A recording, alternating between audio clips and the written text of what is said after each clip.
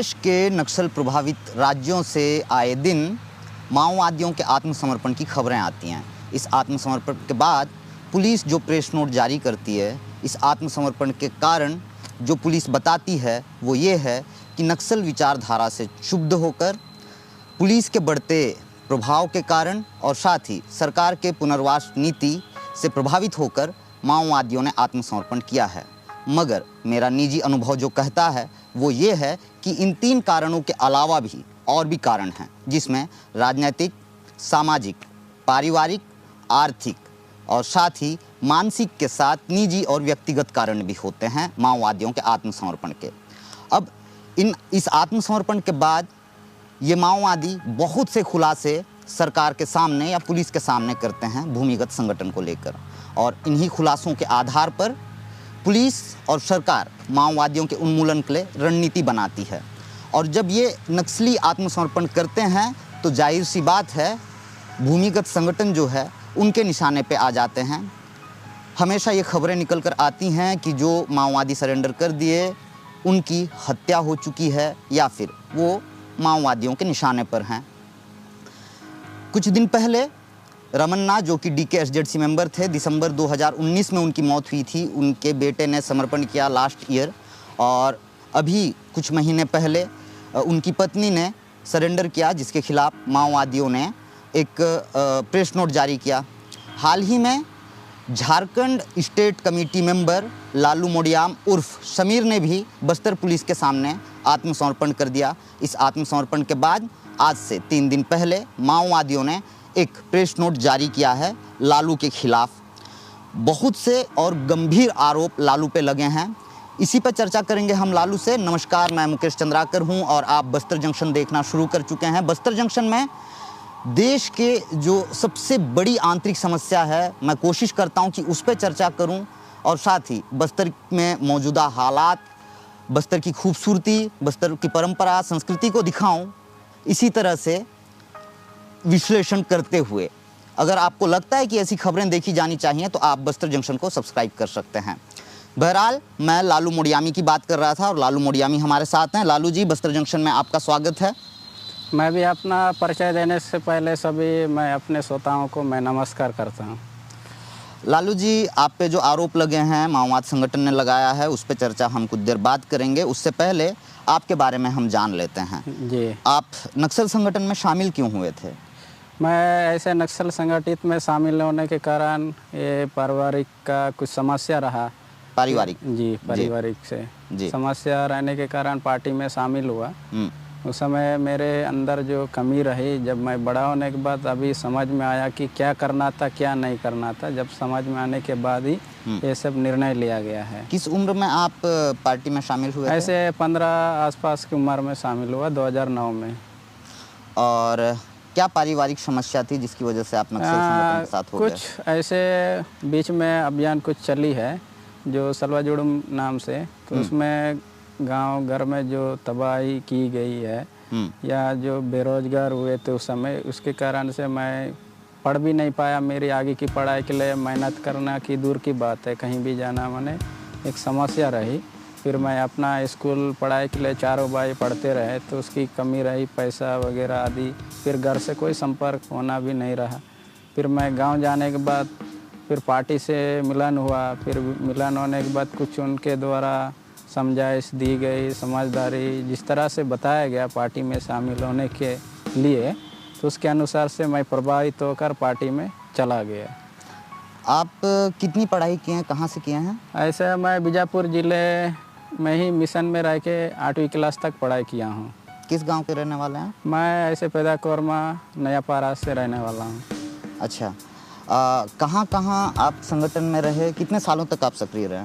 ऐसे मैं छत्तीसगढ़ के पश्चिम बस्तर डिवीज़न में भी सक्रिय रहा। उसके बाद मैं झारखंड के लिए मेरा ट्रांसफ़र हुआ एक सुरक्षा बॉडीगार्ड के रूप में। मैं फिर झारखंड, बिहार, कुछ राज्यों में काम किया। 3 राज्यों में आप काम किए हैं? जी। छत्तीसगढ़, बिहार, झारखंड। जी। आप किस पद पे पदस्थ थे जब आप छत्तीसगढ़ पश्चिम बस्तर डिवीज़न कमेटी में सक्रिय रहे? मैं ऐसे AC मेंबर के पद पर रहा। और जब झारखंड किस साल पहुँचे आप? 2015 में किसके साथ गए थे? सुधाकर जो आत्मसमर्पण कर चुके हैं वो कुछ सालों से पहले, उनके साथ मैं गया हुआ था। और उनके साथ उनकी पत्नी भी थी शायद? जी, पत्नी भी साथ में रही। माधवी। अच्छा, जो जिस सुधाकर की बात कर रहे हैं लालू, दरअसल सुधाकर सीसी मेंबर रहे हैं, सेंट्रल कमेटी मेंबर यानी कि माओवादियों का शीर्ष नेतृत्व। तो लालू, बस्तर से झारखंड तक आप कैसे पहुंचे? ऐसे बस्तर से हम लोग को झारखंड जाने के लिए कोई ऐसे रेल का या गाड़ी का कोई इस्तेमाल नहीं किया गया है। जो भी लॉन्ग मार्च यहाँ से किया गया है, पैदल ही रास्ता किया गया है। सभी सामान साजों के साथ, जो सैनिक सामग्री होती है वो सभी के साथ हम लोग पैदल ही रूट झारखंड के लिए गए। क्या आप उस रूट को बता सकते हैं जिस रूट से आप बस्तर से होते हुए झारखंड पहुंचे? ऐसा पूरा याद नहीं है, पर उतना साल होने के बाद मैं उस रास्ते पे दोबारा नहीं आया। किस साल की बात है? ये 2014 और 15 की बात है। जितना आपको याद है रूट चार्ट, क्या वो बता सकते हैं? ना, ऐसा बता सकता हूँ, कुछ उतना याद नहीं है। जितना मेरे ख्याल से याद है उसी तक बता सकता हूँ जी। मैं बीजापुर से ही शुरू करूँगा। तो सबसे पहले पिड़िया क्षेत्र से, पिड़िया से हम लोग का सफ़र हुआ, फिर बैरंगढ़, माटवाड़ा एरिया, फिर इंद्रावती होते हुए फिर हम लोग इंद्रावती नदी पार किए। जी, नदी पार किए। फिर माड़ क्षेत्र में प्रवेश। जी, तो माड़ क्षेत्र प्रवेश होने के बाद वहाँ सीसी मेंबर सुधाकर और ये नीलिमा की विदाई के लिए सीसी मेंबर, जो भी यहाँ के सेंट्रल कमेटी के मेंबर होते हैं, वो विदाई पार्टी रखी गई थी। तो उसमें विदाई पार्टी में शामिल होने के बाद हम लोग फिर अबूझ माड़ में विदाई पार्टी की। अच्छा, माओवादियों का विदाई पार्टी होती है? एक क्षेत्र से दूसरा क्षेत्र जाने के लिए उसको विदाई, फिर काम के अनुसार से सलाह सुझाव दिया जाता है, कैसे रहना है, वो सब बातचीत होती है उनके बीच में, जो कुछ होना चाहिए। हाँ, उसके बाद फिर हम लोग के वहाँ से सफ़र नारायणपुर होते हुए फिर ऐसे हम लोग कुछ ऐसा कोंडागांव पड़ा, उसके बाद कांकेर, फिर उसके बाद दमतारी, गेरिया बांध, ऐसा कुछ जांजगीर चापा तो उतना नहीं पड़ा, पर ऐसा होते हुए हम लोग कुछ उड़ीसा कंधमाल के लिए हम लोग प्रवेश कर गए। फिर कंधमाल प्रवेश करने के पहले वहाँ सीता नदी एक है, सीता नदी ऐसा होते हुए। ये झारखंड में है? नहीं, उड़ीसा में। उड़ीसा, हाँ। जो कंधमाल कलाहांडी बोलते हैं, कालाहांडी जी, कलाहांडी जो जिला है उड़ीसा का। तो उस क्षेत्र में प्रवेश करने के बाद फिर वहाँ की जो लोकलिटी, वहाँ के जो सीसी मेंबर रहे हैं, कौन थे वो जम्पन्ना कुछ नाम से। जम्पन्ना? जी, वो सरेंडर भी तो सरेंडर किया जी, मैंने उनका इंटरव्यू किया है। अच्छा, हाँ जी, हैदराबाद जाकर किया था उनका इंटरव्यू। अच्छा जी, उनसे मिले। फिर उसमें बहुत कुछ 3-4 सीसी मेंबर रहे, उनके साथ मुलाकात। कौन थे? एक जम्पन्ना रहे, फिर एक मुइवा कुछ बोलते हैं, सूरज ऐसा, और एक 2-3 नाम उतना याद नहीं आ रहा है। मनोज एक होगा सीसी मेंबर जी, और कुछ नाम उतना याद नहीं आ रहा है, पर वहाँ मिले थे। फिर उनके साथ जो बातचीत होना रहा फिर हुआ। फिर आगे का सफ़र के लिए जो बातचीत तय हुई, उसके अनुसार से फिर हम लोग उस सीता नदी सब कलांडी हो गया, कंधमाल क्षेत्र से हम लोग वहाँ से निकल के हम लोग कुछ उड़ीसा का जो क्षेत्र मुझे याद है, जो SDS के नाम से सुंदरगढ़, देवगढ़, संबलपुर नाम से जाना जाता, उस क्षेत्र में। ये नाम माओवादियों ने दिया है? नाम माओवादियों ने दिया। फिर उसमें कुछ बड़ी नदी, रेल घाट या हाईवे रोड सब पड़ती है उस बीच में। 3 राज्यों के बहुत से दर्जन भर से अधिक जिले को पार करके आप वहाँ पहुँचे जी। तो इन 3 राज्यों की पुलिस या इंटेलिजेंस की नज़र से बचकर आप लोग कैसे पहुँच पाते हैं? क्योंकि उस समय जो लोकल टीम वहाँ रही है, उनकी माने काम राज जो कार्यरत जगह रही, तो उनके अनुसार जगह, रास्ता घाट कहाँ से जाना है, उनसे बच के रहना है, तो कौन सा टाइम में जाना है, कितने समय में निकालना है, ये सब गोपनीयता के बारे में ध्यान में रखते हुए हम लोग रात में सफ़र करते थे। रात 18-20 घंटा चलना पड़ता है रात के सफ़र। अच्छा, हाँ। नहीं, रात का सफ़र 18 से 20 घंटे का? हाँ, एकदम। रात तो 8-9 घंटे की होती है। नहीं, हम लोग अगर सुबह 4 बजे शुरू करते हैं, कल 8 बजे सुबह तक, 8-9 बजे तक भी चलना लगातार। तो इस बीच लंच बीच में 10 मिनट 15 मिनट की होती है। अच्छा, हथियार अपना सब, खाना पीना लेके, हथियार राशन सब लेके जाते हैं? हाँ, सब लेके। तो आप लोग जब बस्तर से छत्तीसगढ़ से झारखंड जा रहे थे, उस दस्ते में कितने लोग शामिल थे? ऐसे हम लोग टोटल अगर यहाँ से वहाँ जाने के लिए 20 आसपास रहे हम लोग। सारे हथियारबंद। जी, सब टोटल अगर मिलाएंगे तो 50-40 के आसपास झारखंड तक रहे। तुम प्रोटेक्शन टीम के गार्ड थे? जी, गार्ड मेंबर का commander. Guard members commander, CC member के। जी और ये जो सेंट्रल कमेटी मेंबर होते हैं, जी सुधाकर के साथ तुम काम किए, जी जी वो सरेंडर भी कर दिए। जी। तो इनसे कौन कौन मिलने आते हैं, या इनकी एक्टिविटी कैसी होती है, इनका दिनचर्या कैसा होता है, ये क्या कुछ पढ़ते हैं? क्योंकि ये थिंक टैंकर होते हैं ना संगठन जी के। जी जी। तो क्या कुछ पढ़ते हैं जिस वजह से इस तरह की रणनीति वो तैयार कर पाए हैं, रणनीति बना पाए हैं कि पूरी सरकार से ये लोहा ले रहे हैं या लड़ रहे हैं? आपको क्या लगता है कि ये ऐसा क्या पढ़ते हैं, या ऐसी रणनीति कैसे तैयार कर पाते हैं? जो पार्टी के अंदर में उसमें एक सेंट्रल कमेटी है, उनको अलग अलग जिम्मेदारी दी जाती है। जैसे राजनीतिक तौर पर उसको काम करना है या मिलिट्री तौर पर काम करना है। एक जनरली वो सभी माओवादी के जितने भी दस्तावेज मालूम है, उसको अलग अलग देशों में क्रांति कैसे हुई, क्या परिस्थिति में, ऐसा परिस्थिति में कैसे लड़ाई करनी है, तो उसके बारे में आरसीसी मेंबर या कैडर तक जो शिक्षा देनी चाहिए उसको अध्ययन करते हैं। अध्ययन करने के बाद तो कैडर बर कैडर को क्लास किया जाता है कि पार्टी को कैसे काम करना है, नए कैडर को कैसे शिक्षित करना, या कोई जिम्मेदारी कामरेड जैसे सेक मेंबर कुछ हो गए या आरसी उसके नीचे जोनल, इस तरह लोगों को कैसे शिक्षा दी जानी चाहिए। परिस्थिति के अनुसार काम करने के लिए उन लोग दुनिया भर के सभी राजनीतिक के बारे में, समस्याओं के बारे में अध्ययन करते हैं। अच्छा लालू, तुम किस पद पे थे? ऐसे विजय सेक के जेआरसी सदस्य। विजय सेक?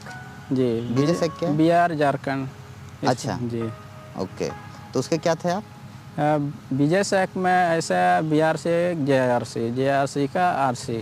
जी। आप क्या थे? RC member. आरसी मेंबर मतलब रीजनल कमेटी मेंबर। ये तो बड़ा पोस्ट होता है। जी, जोनल के ऊपर होता है। हाँ, जोनल के ऊपर होता है। सब जोनल, जोनल के बाद रीजनल, रीजनल के बाद फिर सेंट्रल। नहीं, सेंट्रल नहीं, उसमें शेक आता है रीजनल के बाद। रीजनल के बाद शेक आता है। जी, उसके बाद सेंट्रल, सेंट्रल के बाद पोलित ब्यूरो। जी, पोलित ब्यूरो ना। जी हाँ, तो आप रीजनल कमेटी मेंबर रहे हैं। जी। और आप पे छत्तीसगढ़ सरकार ने 10 लाख का इनाम रखा था। जी, ऐसा आने के बाद सूचना उतना है 10 लाख का। अब तो 10 लाख मिलेंगे तुमको? नहीं, वो मिलने से नहीं, मिलने से हमको पैसा के भरोसे पे नहीं रहना। ज़िंदगी जीने के लिए पैसा के पीछे हम दौड़ेंगे तो कैसे होगा? पैसा मैंने अपने आप मेहनत करेंगे तब। तो सरेंडर क्यों किया आपने? मैं अपना जो ज़िंदगी जीना है, तब मैं क्या करूं? गांव में रह के भी कोई मजदूरी करने लायक भी नहीं रहा। अब पार्टी की तरफ से प्रतिबंध लगा दिया गया। क्यों प्रतिबंध लगा? कि आप कहीं नहीं जा सकते हैं। ऐसा क्यों लगाया गया? एक्चुअली अगर आप बाहर जाएंगे या कहीं जाएंगे, एक अरेस्ट होने का या कोई ऐसा मार सकते हैं आपको। आपके ऊपर निगरानी रखा गया कि यही जानना चाह रहा हूँ क्यों? जी, माने हत्या हो सकती है, चाहे कोई गुंडा गिरोह की या कुछ पुलिस के द्वारा। संगठन में रहते हुए भी हो सकता था, लेकिन आप पे प्रतिबंध माओवादियों ने क्यों लगाया? कि कोई भी पार्टी से आए, गांव में आने के बाद गांव की जो राजनीतिक के द्वारा कमेटी जो जनता ने सरकार बनाई गई है, पार्टी में आने के बाद उसको 1 साल का उसको प्रतिबंध लगाया जाता है। कि उस प्रतिबंध के बीच में अगर कहीं गांव में किसी से मिलना जुलना हो रहा है या पुलिस के साथ संपर्क है, ये सब माने देखा जाता है। ये सब तो निगरानी होती है, निगरानी में रहते ही हैं, लेकिन आप पे प्रतिबंध माओवाद संगठन ने क्यों लगाया? क्या वजह थी? आपने ऐसा क्या किया? ऐसा मैंने कुछ नहीं किया। प्रतिबंध इसलिए लगाया कि ये जाके पुलिस से मिलके समर्पण कर सकता है और पार्टी के बारे में बाकी जानकारी दे सकता है। ऐसा उसकी सख्त संदेश से वो प्रतिबंध लगाया गया। जी। तो सरेंडर करने के पीछे असल वजह? मैं असल वजह वही रही, घर की समस्या है। कोई मेरे पिताजी भी काम करने लायक नहीं रहे, तो मजदूरी करना दूर की बात, खेती करने से कोई काम नहीं। पैसा की ज़रूरत है तो मजदूरी करने के लिए तो बाहर जाना पड़ेगा। अभी जाना है तो अरेस्ट तो होना ही है। अरेस्ट होने के बाद तो जेल से छुड़ाने के लिए पैसा लायक तक नहीं रही। तो इसके मेरी मानसिकता के सोच से मैं सोचा अभी यहाँ रहने से भी कोई फ़ायदा नहीं, समर्पण कर दो। फिर सरकार उसमें जो मैं समर्पण करने के बाद साधारण ज़िंदगी जीऊँगा, वहाँ जो भी काम मिले या मजदूरी मिले उसके अनुसार करूँगा करके मैं समर्पण किया। करीब 14 साल आप संगठन में थे? जी, 14 साल। 14 साल माओवादियों के लिए सच्चे साथी थे, लेकिन माओवादियों ने एक प्रेस नोट आपके खिलाफ जारी किया और आप पे गद्दार होने का आरोप लगा रही है भाई। हाँ, ऐसा हर किसी को करेगा। जो भी बड़े लीडर पद पे रहे हैं, सरेंडर करने के बाद ये बात उनको समझ में आ जाती है कि अब समर्पण कर चुका है तो पार्टी के बारे में जितने कमजोरियाँ या गोपनीयता की बात को ये पुलिस के सामने खुलासा कर सकता है। इससे पहले हम लोग उसको तो करते ही हैं। हाँ, करते हैं, फिर करेंगे उससे भी आपने ज़्यादा भी किया होगा। हाँ, कर सकते हैं। अभी पूरा बातचीत नहीं हुए है। आपने खुलासा किया या नहीं किया? नहीं, अभी तक बातचीत पूरा नहीं हो पाई है। तो करेंगे? करेंगे, वो उसके अनुसार ही होगी। हाँ, अभी बातचीत नहीं, उसमें मैं बता नहीं सकता हूँ। अच्छा, एक चीज़ मैं देख पाता हूँ लालू जी, कि जब निचले स्तर के कैडर सरेंडर करते हैं तो माओवादी उसको निशाना बनाते हैं, उसकी हत्या कर देते हैं। बड़ा कैडर मसलन सुधाकर हो गए या क्या कहना चाहिए, जम्पन्ना हो गए, सेंट्रल कमेटी मेंबर रहे हैं, इन्होंने सरेंडर कर दिया। कोबाड गांधी किताब लिखते हैं, वो ये कहते हैं कि मैं सेंट्रल कमेटी मेंबर कभी रहा ही नहीं, माओवाद संगठन से मेरा कोई वास्ता था ही नहीं। उनको टारगेट नहीं करते हैं माओवादी, लेकिन जो छोटे कैडर होते हैं इन्हें टारगेट जरूर करते हैं जब सरेंडर करते हैं तब। आपका सवाल आपका सवाल बहुत अच्छा है, इसलिए आपको सवाल करना होगा पार्टी मेंबर या सीसी मेंबर के लोग से। आप ये मिलेंगे तो मैं जरूर सवाल जी, करूंगा। आपको सवाल करना होगा, मेरे से जवाब नहीं लेना। पार्टी के जो सीसी मेंबर या उससे ऊपर कमेटी के मेंबर है उससे सवाल करना होगा। जब कोई बड़े मेंबर सरेंडर कर रहे हैं, वो आराम से ज़िंदगी जी रहे हैं, जब छोटा कैडर सरेंडर करने के बाद कोई मजदूरी या काम करे, सरेंडर कर चुका है करके उसको टारगेट करके आप हत्या करेंगे, उसकी ज़िंदगी या परिवार पर नुकसान करेंगे, ये सही बात नहीं है। उनसे सवाल करना होगा सीसी मेंबर से, क्यों ऐसा किया जा रहा है। मैं भी आज तक नहीं समझा। जिस दिन माओवाद संगठन का बड़ा कैडर, बड़ा लीडर, प्रवक्ता स्तर के सेंट्रल कमेटी के अगर मुझको इंटरव्यू देंगे तो मैं जरूर ये सवाल उनसे करूंगा। जी ठीक है, आपसे सवाल से मैं भी खुश रहूंगा कि ऐसे सवाल कर सके। जवाब मिल गया आपको भी है ना? क्योंकि ये सवाल कई लोगों के मन में है, कई लोगों के जहन में है, मेरे दर्शकों के जहन में भी है। तो वापस हम प्रेस नोट पे पहुंचते हैं लालू, जो आरोप आप पे लगे हैं। दरअसल लालू उर्फ समीर मोडियामी के सरेंडर के बाद माओवाद संगठन द्वारा 2 पन्नों का एक प्रेस नोट जारी किया गया है। ये प्रेस नोट 2 दिन पहले मेरे हाथ लगी है। 2 अक्टूबर को माओवादियों ने प्रेस नोट जारी किया है, हालांकि 1 अक्टूबर का डेट है, 2 अक्टूबर मेरे हाथ लगी है प्रेस नोट। और ये प्रेस नोट दक्षिणी जोनल कमेटी के प्रवक्ता अशोक ने जारी किया है। जो कुछ आरोप लगे हैं उस पर हम विस्तार से चर्चा करेंगे लालू से। लालू, सबसे पहले तो आपके समर्पण को जो है ये गद्दारी बता रहे हैं पार्टी के साथ, और पार्टी से आपको निष्कासित किया जा रहा है, इसकी घोषणा इन्होंने इस प्रेस नोट के माध्यम से किया है। अब चूंकि आपने सरेंडर कर दिया है, आपने खुद उनका दामन छोड़ लिया, तो निष्कासन का सवाल ही नहीं उठता है। जी। और ये हमें बता रहे हैं प्रेस नोट जारी करके कि आप Bihar Jharkhand special area committee के कार्य क्षेत्र बिहार झारखंड में जो है सुधाकर उर्फ शरद और उनकी पत्नी माधवी के साथ गार्ड दस्ता के साथ 2015 में पहुंचे थे। जी, सच्चाई है। और आप गार्ड दस्ता के कमांडर हैं, कुछ देर पहले आपने खुद स्वीकार किया, कमांडर थे। और 2018 तक उस गार्ड दस्ता में कार्यरत थे। गार्ड की जिम्मेदारी बहुत ही दक्षता के साथ निभाया। आप 8वीं कक्षा तक पढ़े, जैसा कि ये बता रहे हैं। चूंकि 8वीं कक्षा तक पढ़े तो इस वजह से आप राजनीतिक क्लास और सैन्य प्रशिक्षण में हिस्सा लिए। राजनीतिक और सैनिक मामले में उसकी यानी कि आपकी कमोबेश समझदारी थी। आप वहाँ पे राजनीतिक और सैन्य प्रशिक्षण लिए हैं? हाँ, लिए हैं, दिए भी हैं, सब करते रहे। प्रशिक्षण भी दिए हैं? जी। आपको प्रशिक्षण किसने दिया?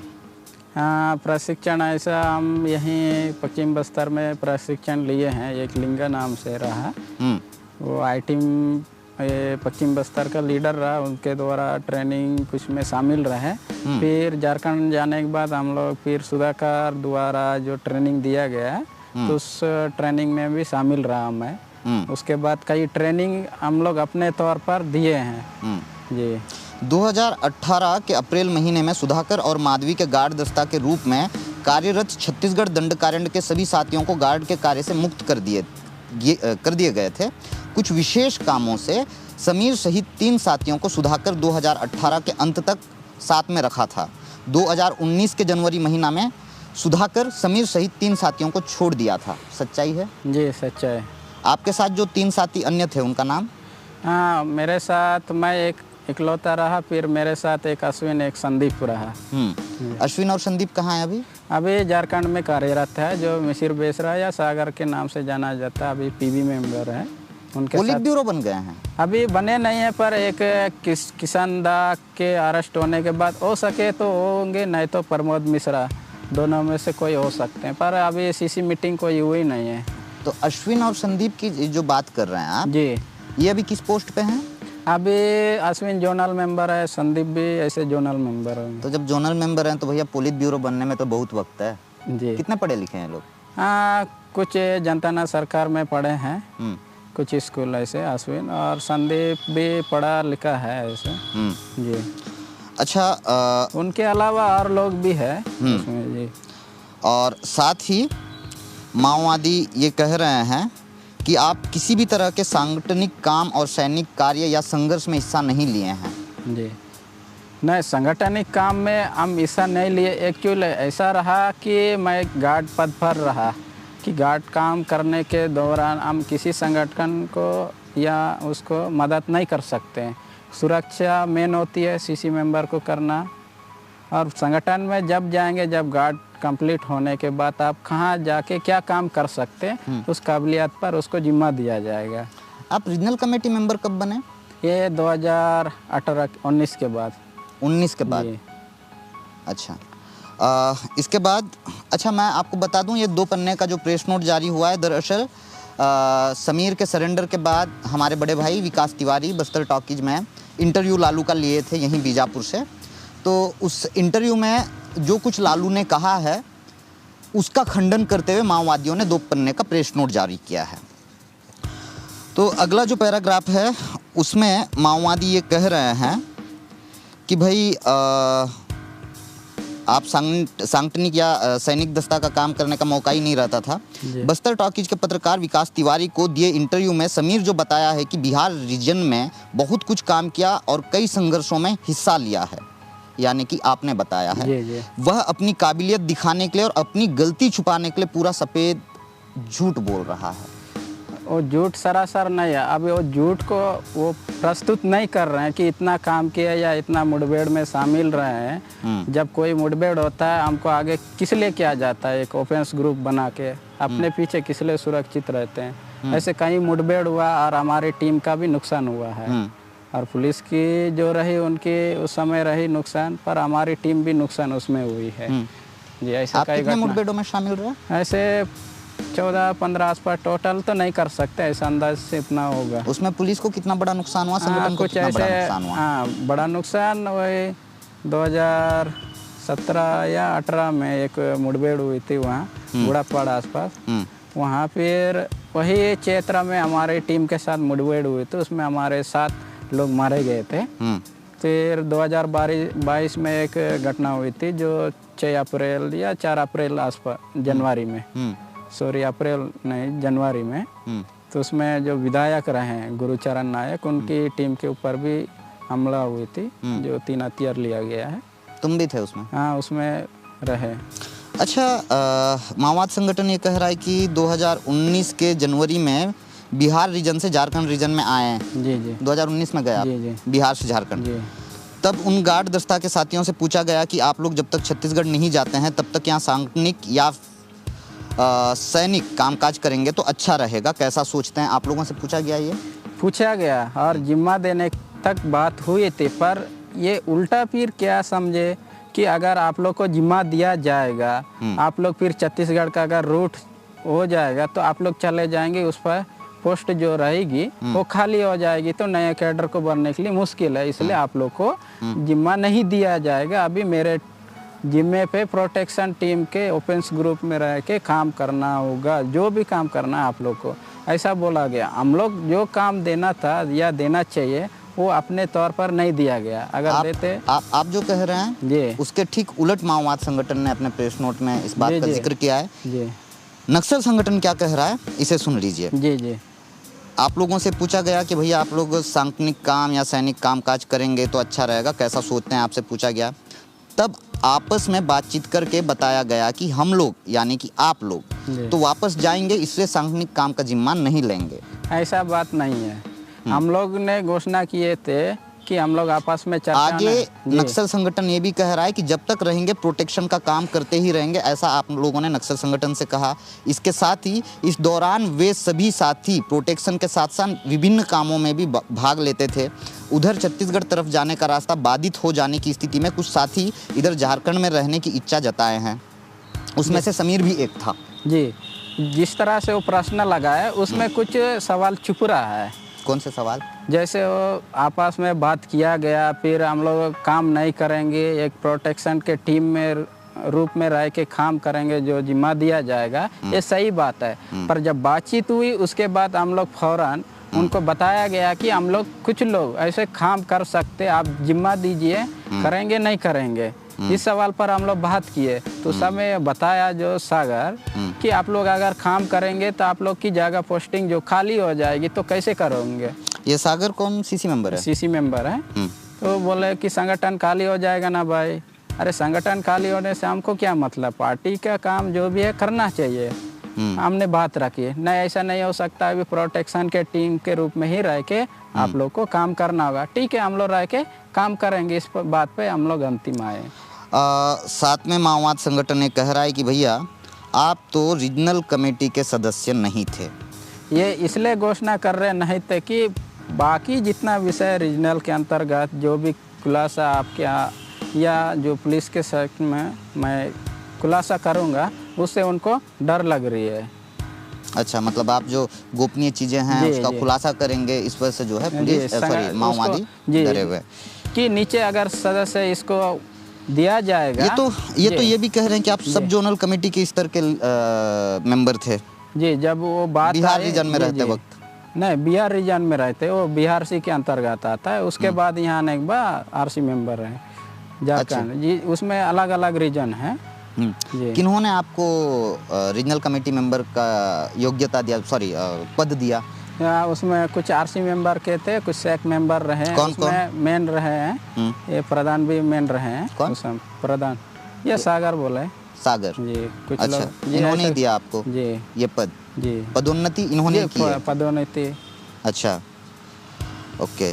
तो साथ में आपने अपने इंटरव्यू में संभवतः ये भी कहा है कि दूसरे राज्य से आकर ऊंचे पद में रहकर नेतृत्व करने के कारण वहां के स्थानीय माओवादियों को उसके प्रति जलन और नाराजगी था, यानी कि आपके प्रति जलन और नाराजगी थी कि आप ऊंचे पद पे पहुंच गए हैं। आपने इंटरव्यू में कहा। जी। और साथ ही आप ये कह रहे हैं कि आपके साथ सौतेला व्यवहार किया जा रहा था। इस भेदभावपूर्ण व्यवहार और खोखली विचारधारा देखकर वहां रहना ठीक नहीं समझा, इसलिए पार्टी छोड़ा।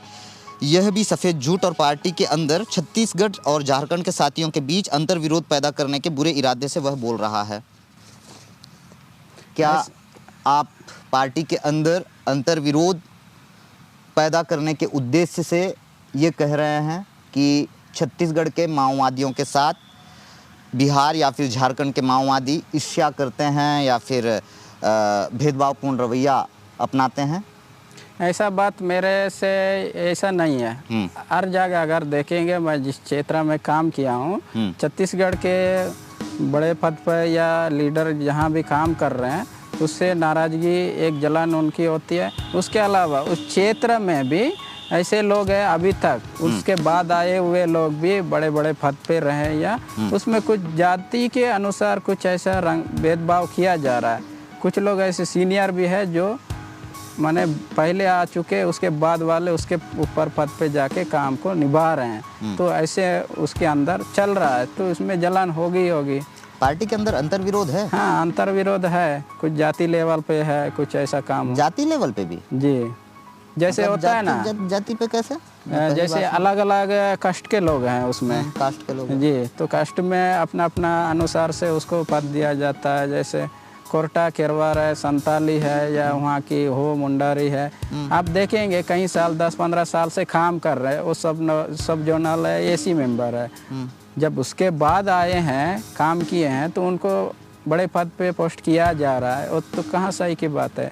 पार्टी के लिए सभी लोग आए। शैक्षणिक योग्यता सबकी बराबर रहती है, बराबर रहते हुए जी, रहते हुए भी उसको पोस्टिंग आगे किस लिए किया जा रहा है। और राजनीतिक समझ एक बराबर रहेगी या उससे बढ़ के भी कम भी रहेगी, पर उसको तो दक्षता किस है। जाति के लोगों को विशेष महत्व दिया जाता है प्रमोशन के लिए? ऐसे खास करके अभी देखेंगे वहाँ संतल और कुछ ऐसा है, मैं जहाँ तक काम किया वहाँ तक। अच्छा। और कुछ क्षेत्र में यादव लोग भी है जी। अच्छा, इसके बाद जो आप पे आरोप लगे हैं ये बेहद गंभीर जी आरोप हैं जी व्यक्तिगत आरोप हैं आप पे जी। दरअसल आप पे जो आरोप लगाए गए हैं शब्दशः मैं पढ़कर सुनाता हूं आपको। असल में अधःपतित गद्दार शमीर जब पार्टी में आया तो शुरुआत से ही महिलाओं के प्रति उसका गलत दृष्टिकोण यानी सामंती पूंजीवादी भोगीवादी दृष्टिकोण था, जिसके कारण छत्तीसगढ़ में काम करते समय भी महिला कामरेडों के साथ गलत ढंग से पेश आने की उसने गलती की थी। गलती करने पर उससे राजनीतिक बातचीत करते हुए उसको सुधारने की हिदायत दिया गया था। जब 2015 में झारखंड आया तो यहाँ आने के साथ साथ एक कम उम्र 15 वर्ष की किशोरी कामरेड के साथ शादी करने के लिए आगे बढ़ गया था। पता चलने पर सुधाकर और माधवी ही उसको मना किया और उससे राजनीतिक बातचीत करके समझाया। फिर जब 2016 में बिहार रीजन में आया तो फिर से वही गलती दोहराया। 2019 में फिर जब झारखंड रीजन आया तो यहाँ भी उसका कम उम्र के किशोरियों के साथ पेश आने की कमजोरी देखे जाने पर नेतृत्वकारी साथी उसको टोका और इस तरह गलत ढंग से पेश नहीं आने की हिदायत दिया, लेकिन वह सुधरने के बजाय और आगे बढ़ गया। अभी जिस किशोरी को लेकर भागा है और शादी करने की बात बता रहा है, उससे शादी करने की इजाज़त तो पार्टी ने नहीं दी है और ना ही दे सकती है, क्योंकि उसकी उम्र मुश्किल से 15 वर्ष होगी। मार्च 2022 में एक रोज़ रात 8 बजे उस किशोरी के साथ आपत्तिजनक स्थिति में उसके टेंट में पाए जाने पर उस विषय में मीटिंग हुई और समीर को पार्टी पद से निलंबित कर दिया गया था। निलंबित किए जाने पर वह दूसरे रोज़ रात 2 से 3 बजे संतरी ड्यूटी के दौरान उस किशोरी जिसका नाम कैंप से भाग गया। भागने के दौरान बाहर के एक दस्ता को बताकर जाने के उद्देश्य से भेंट किया तो वहां के साथी लोग उसको समझाने बुझाने पर वे दोनों वहां 2-4 दिन रुके, लेकिन समीर चारित्रिक रूप से इतना गिर गया था कि वह उस लड़की से शादी किए बिना नहीं रह सकता था। लेकिन पार्टी के नियमानुसार तो उससे शादी करने के लिए कम से कम और 3 साल इंतजार करना पड़ता। वह इतने दिनों तक इंतजार करने की स्थिति में नहीं था, इसलिए अंततः वह भागकर दुश्मन के पास घुटने टेक दिया। बेहद गंभीर आरोप हैं। हाँ, आप उसमें से आरोप जितने लगाए गए उसमें से सही है गलत मैं बताता हूँ जी। जो आरोप लगाया गया 15 या उससे पहले या छत्तीसगढ़ में रहा वो सही बात है, माधवी के साथ जितना दिन रहा, पर गलत पेश के रूप में उसको दिखाई देने लगा तो उसके अनुसार समाजदारी से मेरी कम रही या बातचीत हुई, उस पर मेरे जो नेतृत्वकारी रहे उनके साथ रहा तो उसमें दिए 2015 तक का बात है, उसमें कुछ हद तक सही है। उसके बाद जैसे आरोप लगाया गया है उसमें एक सवाल उठता है, जब आप सीसी मेंबर है उसके निचले कैडर है तो उससे साथ आपका व्यवहार क्या है? किसके साथ?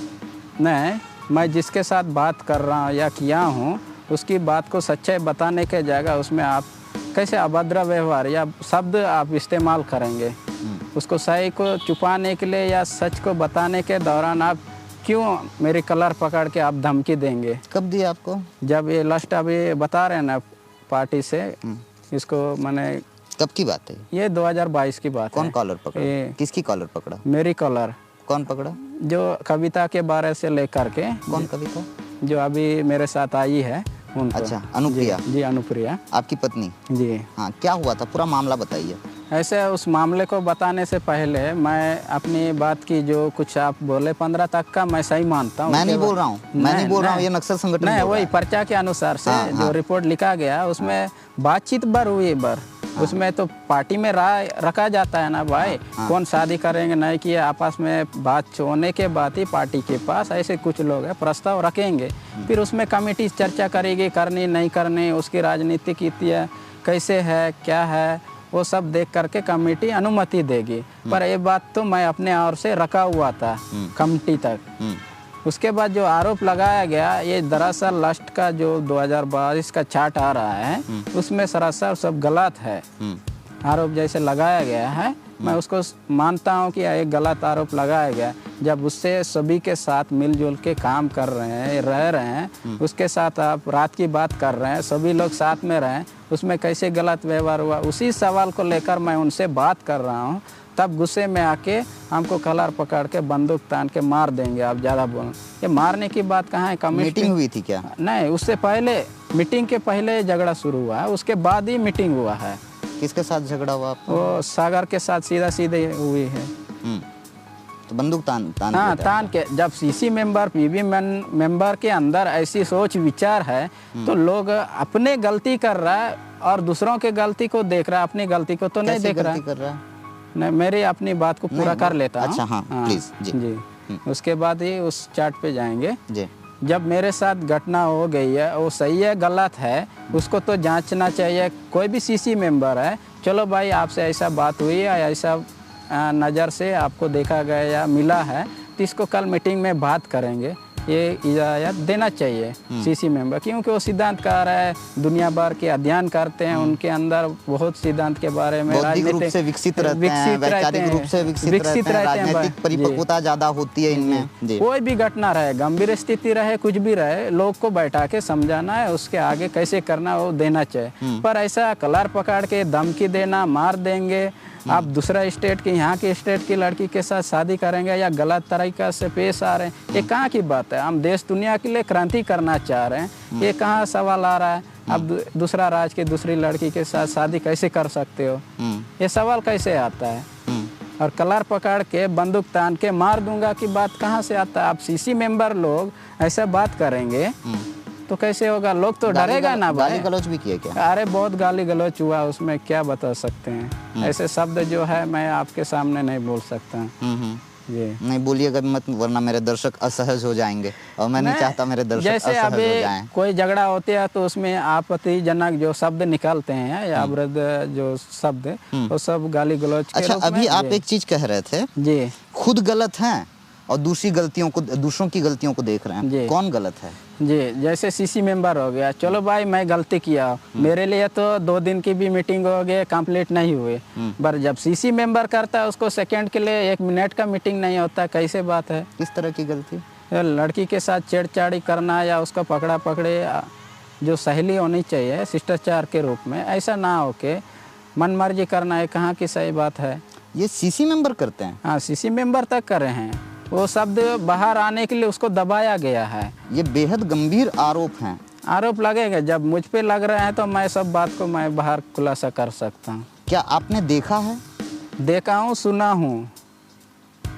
कितने सीसी मेंबर्स के बारे में आपने सुना है कि इन्होंने महिलाओं के साथ या महिला कैडर के साथ छेड़छाड़ किए हैं? ऐसे मैं बताऊंगा तो सबसे पहले सागर का ही एक सागर, और भी नाम क्या लिखता है? उसको मैं आपको दिया हूँ नोट में। उसमें सागर एक नाम से प्रधान पीर सागर है, फिर निर्मल है, उस नाम से जाना जाता है। प्रधान उर्फ निर्मल उर्फ सागर जी। हाँ बताइए, हाँ उनके बारे में बताइए पहले। तो उसकी मैंने गार्ड टीम की वो कमांडर रही है।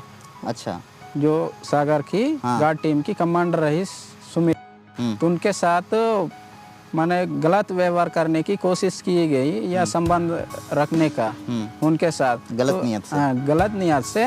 तब वो लड़की ने उसे मारा भी। मारा है? हाँ, आप इतने बड़े मेंबर, शादीशुदा हो चुके, सागर के तो 30-35 साल की बेटी भी है, बेटा है, शादीशुदा है, उसके बाद भी एक 15 या 28 साल का लड़का जैसा व्यवहार वो करेगा या शादी नियत से करेगा व्यवहार, वो कहाँ सही की बात है?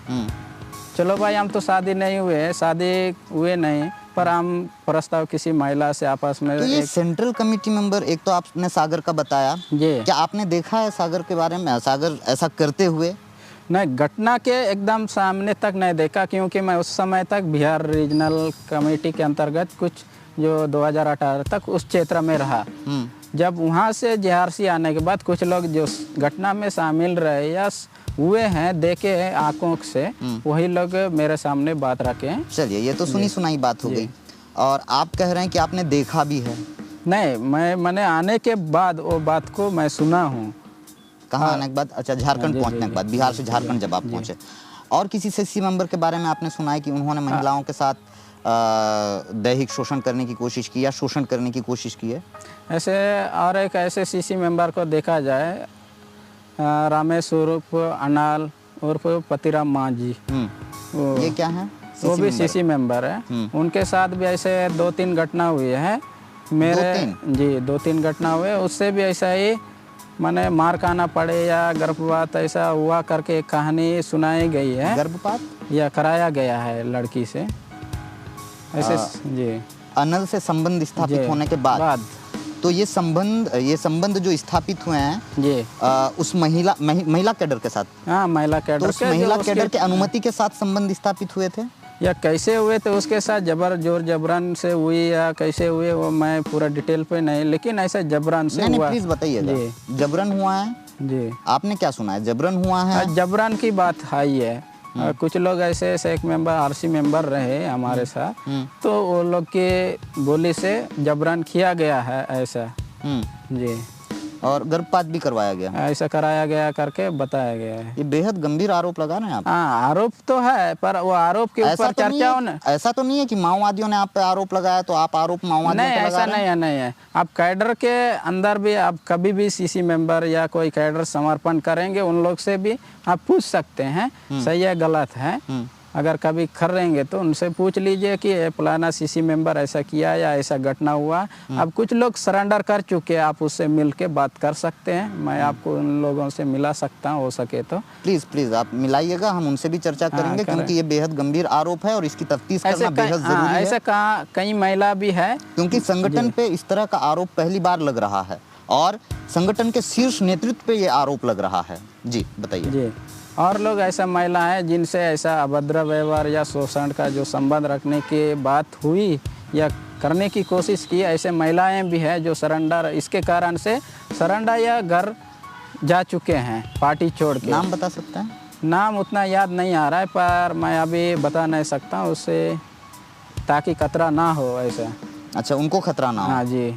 अच्छा जी, तो कितने सेंट्रल कमेटी मेंबर्स के साथ आप काम किए हैं? एक तो सुधाकर और दूसरे, अच्छा सुधाकर भी क्या ऐसी हरकतों में शामिल? ऐसा नहीं था, वो बहुत अच्छे रहे हैं राजनीतिक के मामले में, सैनिक के बारे में, हर काम के बारे में। जब कोई सरेंडर करता है उसकी काम की बात को कोई ठोस रूप से प्रस्तुत नहीं करेगा।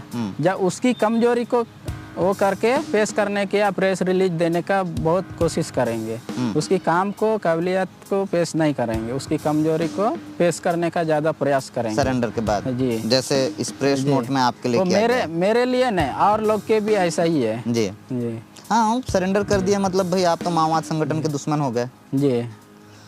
तो ये लालू उर्फ समीर थे, इन पे बेहद गंभीर माओवाद संगठन ने आरोप लगाए हैं। बदले में लालू ने बेहद संगीन आरोप माओवाद संगठन के शीर्ष नेतृत्व पे लगे हैं। पहली बार ऐसा हुआ है कि माओवादियों के सेंट्रल कमेटी मेंबर्स पे इतने गंभीर और संगीन आरोप लगे हैं। अब देखना ये होगा कि माओवाद संगठन इन आरोपों पे अपनी कैसी और किस तरह की प्रतिक्रिया देता है, ये तो आने वाला वक्त ही बताएगा। बहरहाल अगर आपको लगता है कि ऐसे गंभीरतम मुद्दों पे चर्चा होनी चाहिए, इस तरह की विषय पे विश्लेषण किया जाना चाहिए, तो आप मेरे YouTube चैनल बस्तर जंक्शन को सब्सक्राइब जरूर कीजिएगा। धन्यवाद। धन्यवाद आप सभी को।